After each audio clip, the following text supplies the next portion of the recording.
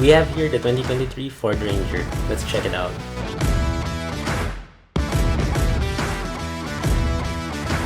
The Ford Ranger recently received a new generation.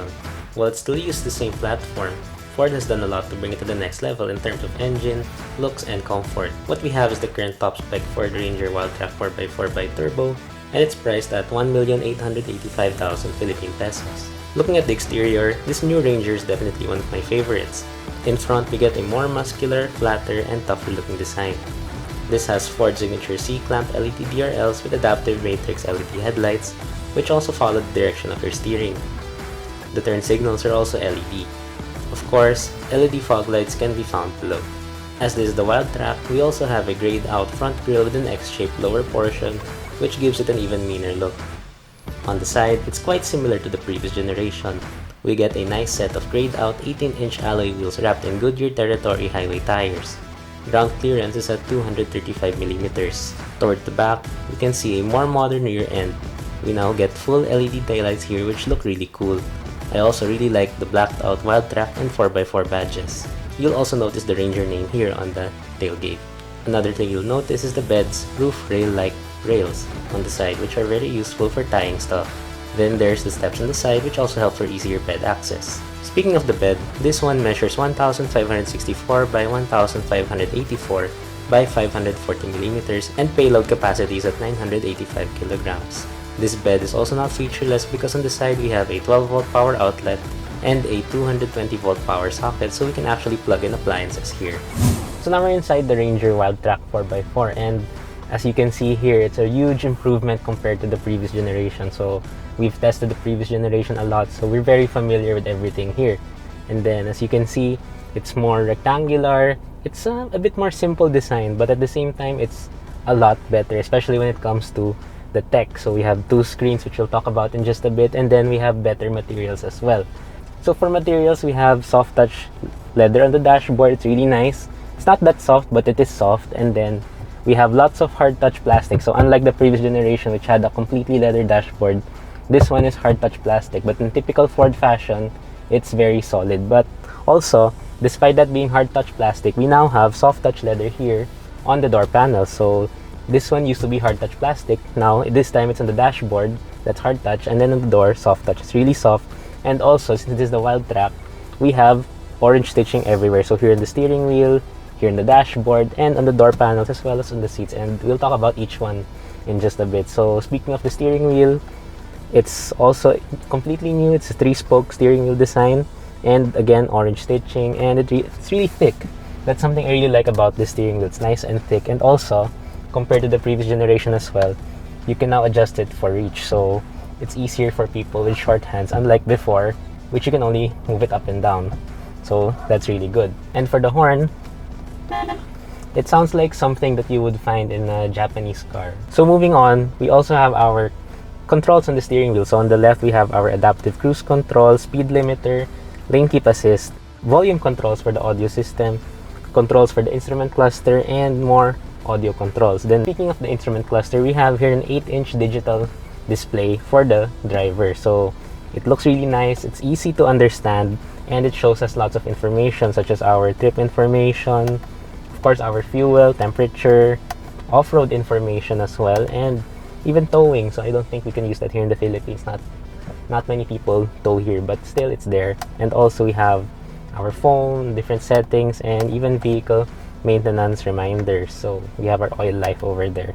Then moving on to the infotainment system, this is one of the biggest differences with the previous generations and even other pickups available in the market. We have a 12-inch portrait touchscreen infotainment system. So as you can see, it's portrait, and of course it's very responsive. Being a Ford, this uses the new Sync 4 system.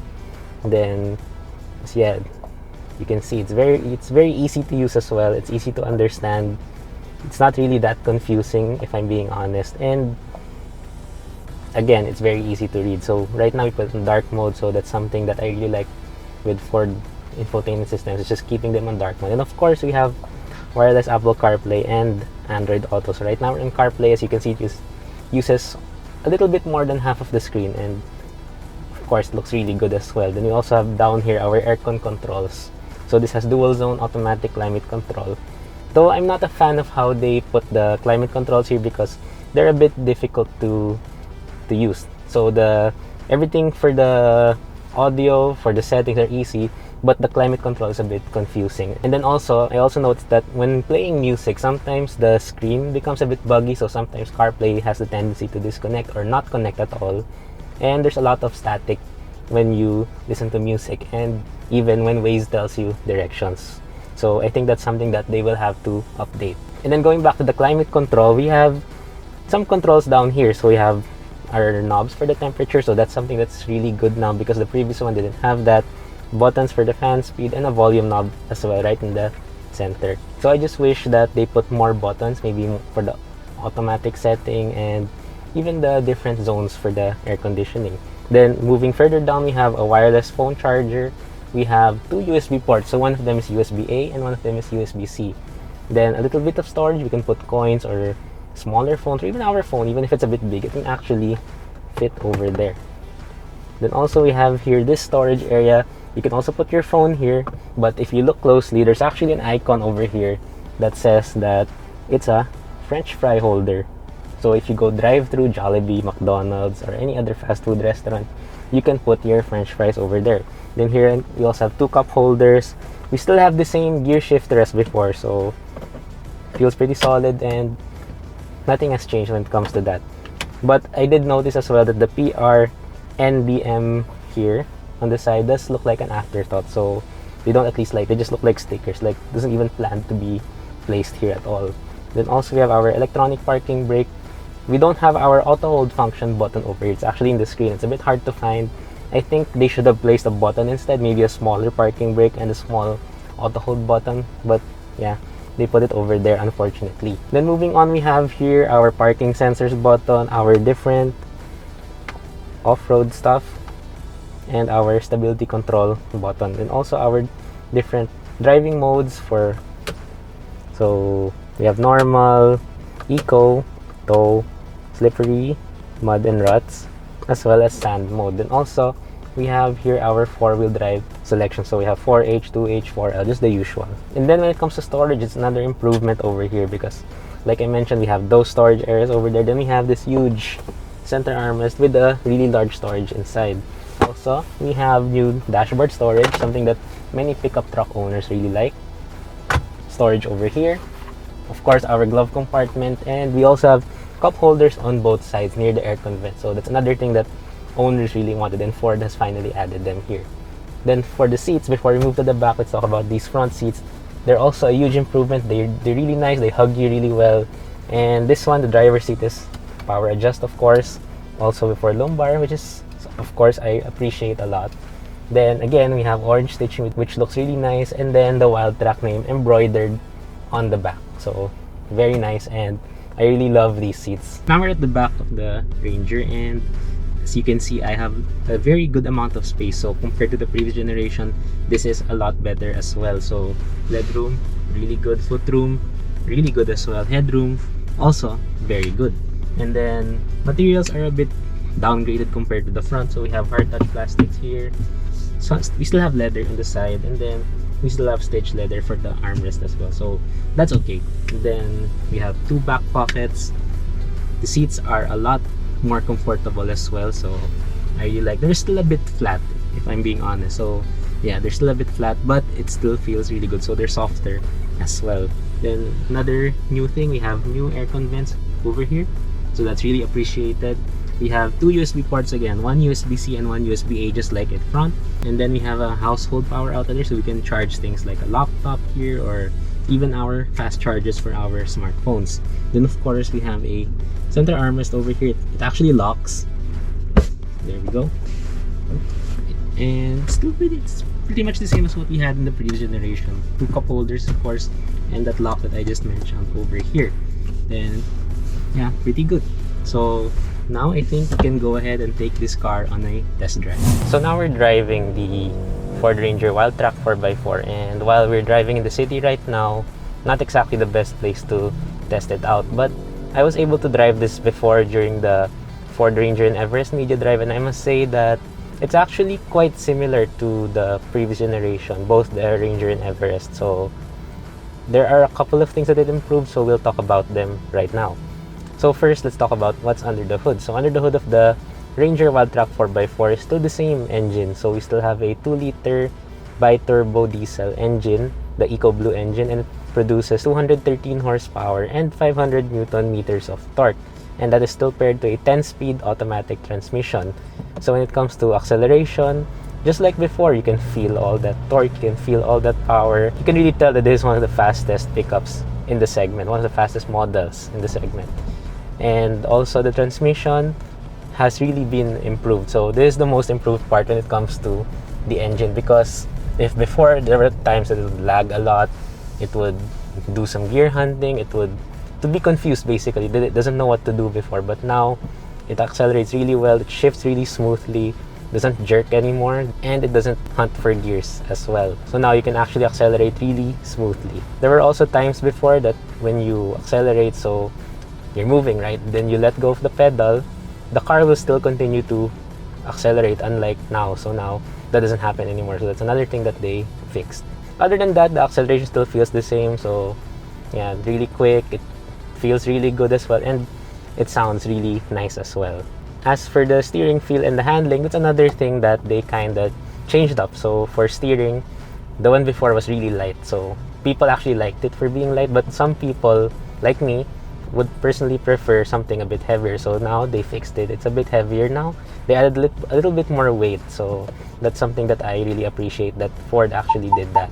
Sadly, we're stuck in traffic right now, but I've been driving this in the city really the past few days, and what I have to say is that if you think about it, this is a really big car, this is a really big truck, and it doesn't feel that way. So you really sit tall, you really sit high, and you can feel the width of the vehicle, but it doesn't bother you that much.